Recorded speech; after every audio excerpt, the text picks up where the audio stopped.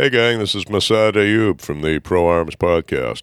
I'm here to remind you that our podcast is a member of the Self-Defense Radio Network, and I'm going to suggest you do what we do and check out the other podcasts at selfdefenseradio.net. Welcome to Unload and Show Clear, the podcast about all things IDPA. And now, here's your host, the Slayer of Non-Threats, Lloyd Bailey. Welcome to another episode of Unload and Show Clear. This is a podcast about the men and women who compete in IDPA, International Defensive Pistol Association. Now, I've been attending IDPA matches since 2011, and over the years, I've met some really amazing people thanks to this sport. Ignore all the colorful jerseys and the sponsor logos, and underneath you're going to find everyday men and women who volunteer their time and their effort and spend their hard-earned dollars on travel, match fees, and gear to make this sport great. And today you're going to meet another one of these awesome people. But first, I want to thank today's sponsor. All right, before we get started, I want to tell you about GlockTriggers.com. Recently, at a sanctioned IDPA match, I went to the line, I went to load and make ready, and the little dingus thing flew out of my trigger. Just completely flew out of the gun. So I had to scramble and shoot the stage with a backup gun. So now I'm in the market for a new trigger, and guess what I found? GlockTriggers.com. Love them or hate them, the one thing that you know about Glock pistols is their reliability.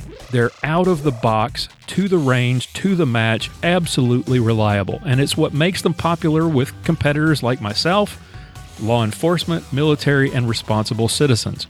But the one drawback is that stock trigger. Well, Jeff Wilson and the people at Glock Triggers, they asked themselves, how can we make this better? But how can we do it while maintaining reliability? Using stock parts as their foundation, they refine the interaction of the metal parts in the trigger kit to give you smoother take-up, a cleaner break, and reduced over-travel without sacrificing safety or reliability. That's important. Recommended and used by people like Bob Vogel, Travis Haley, and Ken Hackathorn, Glock Triggers custom trigger kits come with a lifetime warranty and a 30-day satisfaction guarantee. Check out the Edge, the Vogel, the Skimmer, the Guardian, or the Hackathorn trigger system and use the promo code from this podcast, USC20, and save 20% off your entire order. GlockTriggers.com, the highest quality drop-in trigger system for your Glock. Our special guest today is Jodee Kulp from Brooklyn Park, Minnesota. Jodee, welcome to the show. Thank you, Lloyd. I appreciate having me on. So tell us a little bit about yourself. Tell us what you do for a living there in Brooklyn Park.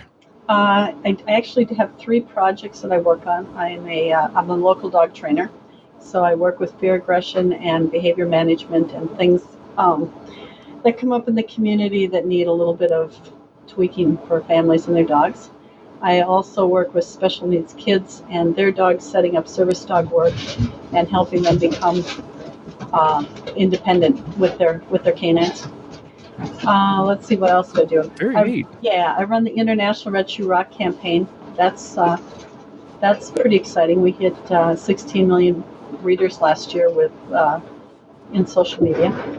And what that does is we're building awareness of fetal alcohol spectrum disorder, which means basically mothers are drinking alcohol when the baby is in the womb, and it causes significant brain injuries. So we are tied together with the adults in the community that have actually survived into their adulthood years, and walk with them, because in our position, it's nothing without us, nothing for us without us. So we are trying to empower them to have the advocacy skills to work with doctors, lawyers, and be respected by the community. You know, intellectualism is alive and well and all over the world.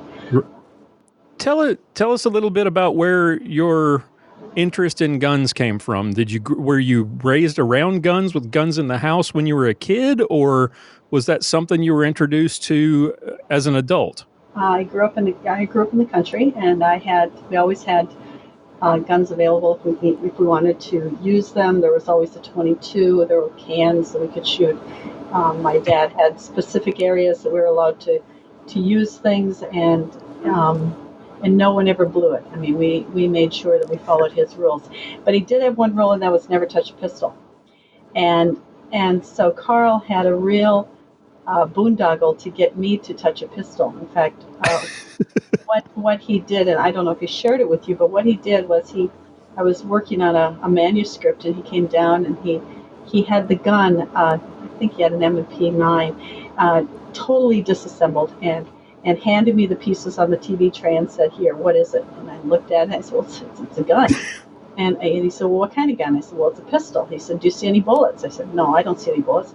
He said, "I want you to pick it up and look at it and touch it and see what all the pieces are." I'm like looking at him like, "You got to be kidding me." Okay. So I put my manuscript down, and I'm looking at him thinking, this guy's really thought about this for a while. I mean, a husband just doesn't come up with a gun all in pieces to have you touch because he knows you're not going to touch a pistol. Right. And then he's like the 10-year-old with the transformer, and the pistol goes right back together into this real format that actually can work, you know. And he says, "Now I want you to hold this." And I was quite impressed. I was quite impressed how fast he could put that thing together again. And he said, "The magazine's not in it. And did you see anything in the magazine?" And I said, "What's a magazine?" And he said, "Well, this is a magazine." Because at that point I thought I was looking at things that you buy in the grocery store. And he's like, "Okay, honey, I want you to look at this thing." And this was 5 years ago, right? And he said, "And I want you to get your CC." And I'm like, "You do?" What? Yeah, right. What? You got to be kidding.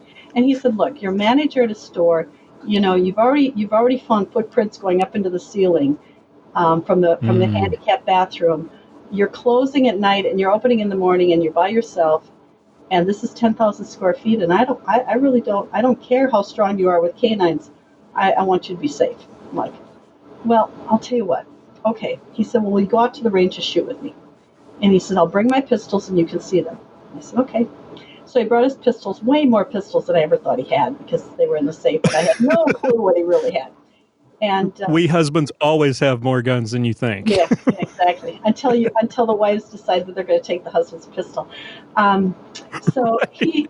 He started with the 22, which was wise, and we went up to the 45, and he goes, "So you can shoot all of them. In fact, you're shooting pretty well. Why don't you join me?" And I'm going, "Well, join you what?" "Well, with IDPA." I'm like, "Oh, what's that?" So the first time I shoot now he's a safety officer, right? And the first time I shoot an IDPA match, I go through, I start, and I go through, because I've gone over in my mind what to do, and I look at the target, and it's not a no threat, and I'm like, "Oh my gosh, he just shot me. I didn't get him. Oh my gosh, he shot me. I can't go on. I'm dead." And he's like, "Honey, you got to go." I go, No, I got shot." He goes, "No, you got to move. You can't." "Yeah, but my game's over because I already finished. I got killed." He goes, "No, that's not how it works." Well, needless to say, he took me out to front sight so I could dream about, unload, show clear kind of thing. And then I went and got my safety officer, and I started doing safety officer work probably about the same time I started shooting. And that was really important to me, because I said, look, if I'm going to ever get a concealed carry, I want to make sure that I have the skills to not hit no threats. And I want to make sure that if I'm going to have to use a gun or shoot, that I know that I can shoot what I need to shoot, and not be worried about it, not be scared, and not have any kind of adrenaline until after it's over. Yeah. And he's going, "Okay, that sounds good. I like that, And then we joined forces, and from there we've gone, I don't know, I guess 12, 13, 14 state matches in the nationals, and yeah, we just have a good time. So you jumped in with both feet. Yeah. Like, really, you went from never touching a gun to IDPA. Safety officer. Yeah. Yeah. Well, and the funny thing is we've always been into extreme sports of some kind, and we're older now, and I broken my back in 2009, so I had to let go of a lot of the, there was no more snowmobiling. I wasn't going to do downhill skiing anymore. I'm in my 60s, so it's like, wait a second, there's too many things that can cause me trouble. This one didn't look like it could cause me trouble. So how long after that first match where you thought for sure that you'd been killed, how long after that did you guys go and shoot a sanctioned match? Probably a year. It was probably a year. Okay. Yeah. Do you remember that match? Yeah, I do remember that match. It was Wisconsin, and and I won second place novice. Awesome. Which doesn't say that much. I'm only a marksman now, but you get to be a certain age, and your eyes aren't going to get better. You're not going to get faster. You've had enough exciting life injuries in your body that there's just things that don't work anymore, and that's okay. I can be a really good safety officer. I can Right. I can make sure that everybody's having a good time, everybody's safe. I try not to get up on Facebook with a DQ very often. That's not ever fun when they. No. But it's going to happen at some point, but it's not fun. And if I make a call, I know my call because the game, of course, has changed since years ago. But we'd set out in safety, and we would look at the whole course, and we'd determine our calls. How far are we going to call? How far are we not going to call? When is it going to be an absolute? There's no definite. There's no nobody can argue with us, right? And of course, they do argue anyway. And so we knew that if we called, we were within really good bounds, and we had each other's backs on making those calls. And he would stand behind me, my decisions. I would stand behind his. But when you're in the moment and you're the shooter, it doesn't feel like that. You're always doing it exactly right until you look at the tape, and then it's like, oh yeah, she was right. So. So Karl was telling me when I interviewed him that you guys pack up the RV and you guys travel all over the country to matches, and you never go and just shoot. You always go to a match and work it. Yeah, and we work it. What was? Talk about that. That's interesting because I know a lot of people who do travel but they at some point they take a break and they'll go to a match and they'll shoot it and they won't SO. But for you guys to SO almost from day one and travel around the country doing it is really impressive. What is it about doing that you like so much? Well, we both are doers and builders. So we like, Karl ran 31 matches one year and designed all the stages. So, the whole thing of, he's got a machine shop and a wood shop, and if it has to be fixed or it's broken, he's got it fixed and ready to go again. And so when we go out there, he's an electrical engineer, plus he's got machining and all the other kind of pieces. So we can put stuff together. And my background is graphic arts and communications. So and we just go that. And we like the logistics. We like when they, you've got the job to do, you've got to finish it. You finish it, you go get another piece, and you just tackle it. I guess we both like that. Yep. You gotta get this done, and it's over there. And hey, can you take this stuff over there, and can you make this happen? And you go, sure. And you go make it happen. And you come back to the match director. You say, okay, look, what do you got next? And then they hand you another piece. And you make good friends that way. You really make deep friendships when you're doing that. I teased Karl. He said, I said, when you said it was going to be a lot of, banging and pounding and screwing, I wasn't expecting it was going to be all drilled and hammered. Oh, there's an answer I was not expecting. Yeah, well, you don't have to put that on, but it's true. It's like, come on, this is crazy. I've got this plywood, or I've got this metal pole, or I'm hanging something way up in the air, and you just never know what project you're going to get. Yeah. That's awesome. All right. So tell me, you'd never handled a gun before. Karl takes you out to the range and he lays out the whole table full of guns and lets you try everything. What did you settle on? What felt what worked for you? What do you compete with currently? His M&P Pro 9. He never got it back. He had to go buy a new one. I have experienced that before. Yeah. Are there all these different matches that you've been to around the country? Are there any that you really look forward to every year that you say this is a really great match, that it's fun from not just as a, working with the people as a safety officer, but where the match is really fun and exciting, the stages are really well done? Do you have any what are your favorite matches that you've participated in, and do you have any fun or interesting memories from some of these trips that you could share? Of course. Florida's always good. Space Coast Challenge is always superb. Florida State is always incredible. Those guys just really put on a good program, and they've got it down right from the very get-go of how to do it and how to make it happen, and they're a team. So it doesn't matter if there's 6 guys there that day or there's 20. Everybody's working really hard to get it done, and everybody's working with the kind of quality that you want to put into a match. I think one of the biggest things, Michigan was awesome. One of the things that was really interesting there that I really, really liked was they started their match with a prayer, and then a prayer of protection for all the shooters, but also for the country, and you thanking for the that we have a Second Amendment. And I thought that was very powerful. That doesn't happen in all the matches.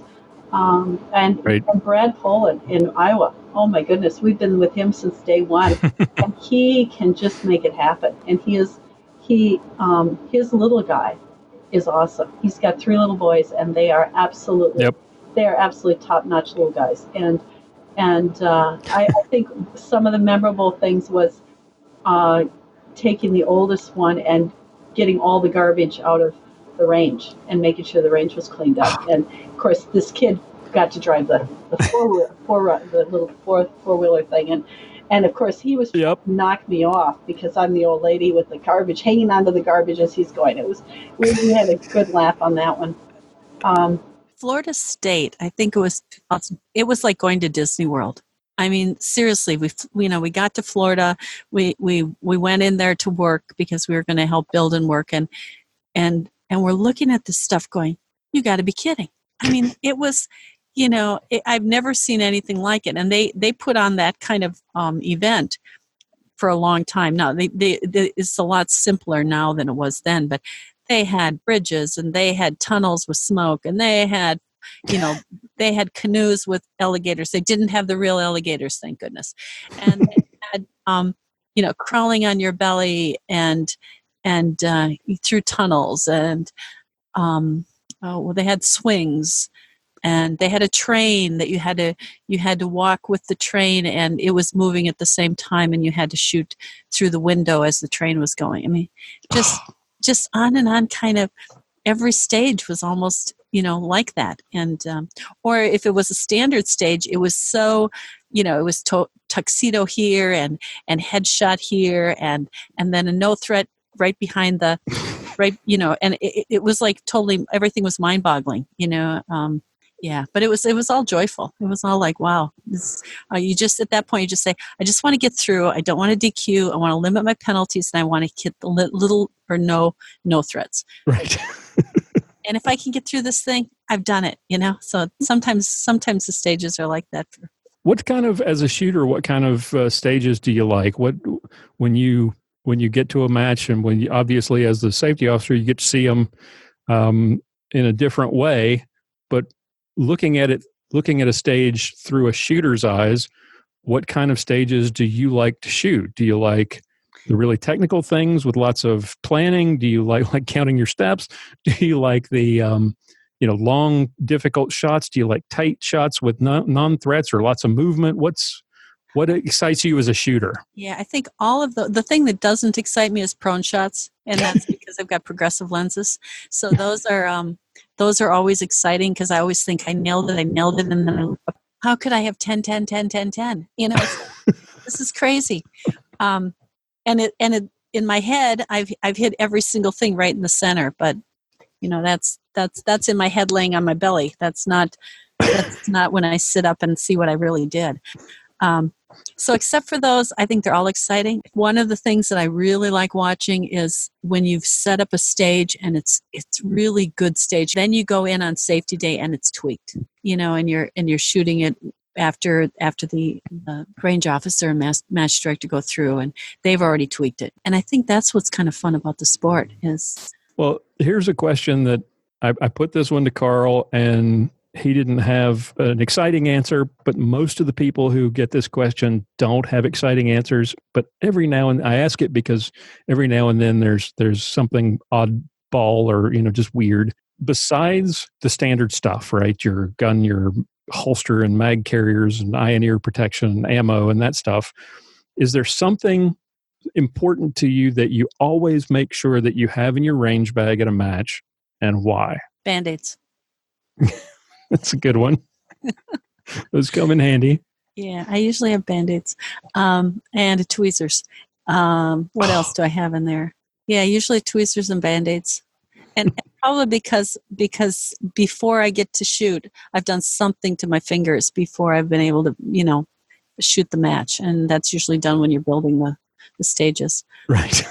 The other thing I carry in my range bag now is arnica, and I carry peppermint. Now that's a weird thing, but I have stepped on. I've been known to have been, you know, working on a stage and you know you're just too short to get that last little piece there, and you just jump at the right angle, and then you fall off the edge, and you know pop the bone out of your foot, and you still have to shoot the whole thing, and you know. So yeah, arnica and peppermint make a big difference to be able to shoot the whole match with your, you know, your foot with that little bone popped out of your foot. But the good news was I got home and it wasn't healing. I'm thinking, you know, I really need to go and get an x-ray for this thing. And my dog jumps on it. It goes, and we got big dogs. You know, it's like, gee, thanks, Mac. I want to kill you, but thank you. Right. Yeah. So as we wrap all this up, what is it about this sport? I mean, you really dove into it head first. And you've been, you know, driving all over the country, shooting matches, not just shooting matches, but working matches. You went from never handling a gun to, you know, really deep into the sport, heavily involved in the sport. What is it about IDPA that you love? What is it that attracted you so much, besides the fact that you get to do it, to spend the time with Karl? What is it about the game that you're passionate about? It takes everything you got to do it well. And there are sometimes, you know, if you'll get a stage that you shoot well. Now, some people shoot a match well. I shoot a stage well. And I'm happy with it. You know, you have to have everything come together. Your mind, your ears, your eyes, your body, your positioning. You learn all your muscles because something happens and you've got to all of a sudden use a different muscle to be able to even pull the trigger, or, you know, and you still do it. You know, it's like, yeah, I can do this. And what was it? I don't know. I pulled my arm, you know, my elbow out of my arm right then. And I tried to pull my trigger one day and I couldn't pull my trigger, and I was going to shoot a state match. And it's like, okay, this is crazy. And I learned to pull my trigger with the back of my shoulders down some other muscles. And that's really cool to let that happen. You know, eventually you heal and you're all okay again. But it's like, oh, that's really cool. And the other thing I really like about it is I'm not scared if I get into something. You know, I'm not, if somebody handed me a gun and I had to use it, I know I could do it with care, and I knew I could do it with wisdom, and I know I could do it without spontaneity unless I chose to do it. And I think that empowerment is really valuable, and that's what the sport does. It says, you know, I don't have to go in and not use my brain. If I'm dealing with and I do dog training with tough dogs, so I'm dealing with a dog that's aggressive and I know he's going to bite. You know, I know professionally how to handle him so that he doesn't bite me because I don't want to do it. It's the same way working with a gun, or if you're working with, you know, a situation. I don't have to react, but I know if I had to react, I could do what I know how to do and do it with skills instead of just reacting. And I think that's a really good thing. Well, I know what I was going to ask you. I get the impression, especially given your career path and the things, the kinds of people and animals that you work with, that there's a patient nature about you that it sounds like translates really well into IDPA, because you tend to see a lot of people, especially people who are just new into the sport. Somebody who's never touched a gun before, and then they start shooting the sport, could become frustrated with the lack of success or the lack of achievement, or the mistakes that we all make as a new shooter. It seems to me that, just from our short conversation, that you have a way of sort of handling that your past experience has sort of prepared you to handle it in a different way. Do you see a kind of a crossover, that experience of working with difficult animals or with challenged children, and how that experience translates into how you handle the stress of a stage in IDPA? Yeah, I think it does. I don't get stressed. I mean, it's like, actually, IDPA is calming to me. Really? Compared to my life, when I go to a match, it calms me. It's like, it's so much easier than my life, that it's like, where other people, it's like, this is really a rush. It's a rush, but it's not the same kind of rush I get in my regular life. I think the other thing I bring to the sport that's good is I really reach out to the women and the young shooters, and empower them to, hey, don't worry about it. It's we all do this. What do you mean you DQ'd? I DQ'd at nationals. Now, isn't that exciting? This is a local match. Who cares? You're going to probably have 1 or 2 or 3 more of these by the time you're, done shooting the sport. Let's figure out how to make a difference. Let's figure out how to change that so it doesn't happen again. That's kind of, I like it. I like, IDPA is calming. I guess that's a weird thing for some people to think about, huh? That's very cool. Well, thank you so much for coming on the show. Christ's blessings to you for what you're doing. It's remarkable, and I know it takes a remarkable person to do it, and I really am honored to have gotten a chance to sit down and talk to you and get to know you, and hopefully I get to meet you face to face on one of your road trips. Yeah, we'll be around. At least I hope we'll be around for a while. It's pretty fun. Yep.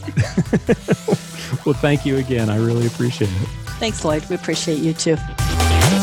All right, that's all the time we have for today. I want to thank our guest for coming on the show, and our sponsors for making all of this possible. Take a moment, if you would, to check out the website, check out our show notes at unloadpodcast.com.